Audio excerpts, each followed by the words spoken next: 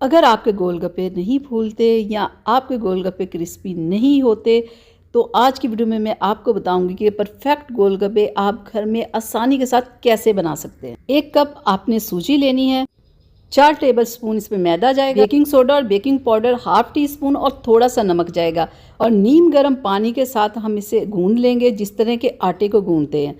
ठीक है, और फिर हम इसे 15 से 20 मिनट के लिए रख देंगे और 15 से 20 मिनट के बाद हम जिस तरह रोटी को बेलते हैं ना, इस तरह हमने इसे बेल लेना है और इसे बेलते हुए आपने बिल्कुल बारीक, जैसे बारीक रोटी को बेलते हैं ना, बिल्कुल आपने इस तरह इसे बारीक करना है। अगर आप मोटा रखेंगे तो आपके गोलगप्पे नहीं फूलेंगे। तो इस तरह एक ढक्कन की मदद से हम इस तरह की इसकी कटिंग कर लेंगे। ठीक है, बहुत सारे लोग छोटे छोटे बॉल्स बना के भी करते हैं लेकिन वो थोड़ा मुश्किल होता है। तो इस तरह अगर आप बनाएंगे तो आपके लिए बहुत आसानी होगी। कढ़ाई में मैंने ऑयल रख दिया और ऑयल जब बहुत गर्म हो तो इस तरह से एक एक करके आप डालते जाएं और देखिएगा 1 मिनट के अंदर कितने सारे आपके गोलगप्पे तैयार हो जाएंगे और कोई भी ऐसा नहीं होगा कि जो कि नहीं फूलेगा।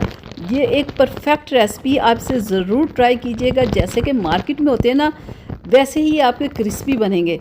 तो बहुत आसान इसे बनाना, ज़रूर आप इसे एक बार ट्राई कीजिएगा तो देखिएगा आपको मज़ा आ जाएगा।